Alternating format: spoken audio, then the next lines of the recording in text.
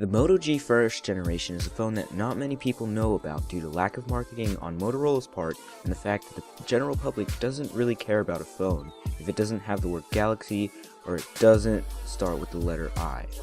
For the people that did know about it, it faded into obscurity once its newer, younger successor came out in 2014.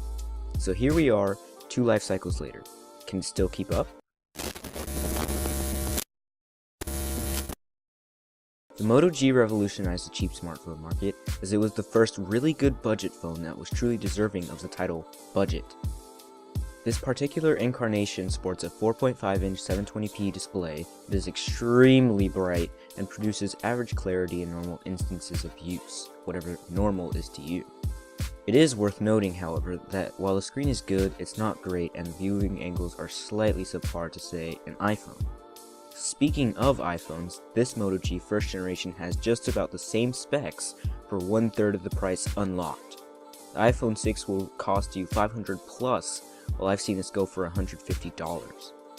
Next is the actual build quality. I'm gonna say it right now, it is one of the toughest phones I've ever owned. Truthfully, I've become a bit more careless with it because I know it can take it. It's truly a tank and I'm glad because I hate cases. The weakest physical part of this phone would have to be the plastic removable back cover, which couldn't really handle frequent opening and closing, but as long as you're not compulsively snapping and unsnapping your back cover like I am, you'll be fine. Once you do lift up that back cover, you'll find a 2070 mAh non-removable battery, which is on paper not too good nor is it bad, but that doesn't matter in the real world. In the real world, use for me, which is not very frequent considering I have school, I still have to charge it overnight, otherwise I have a 98% chance of it dying.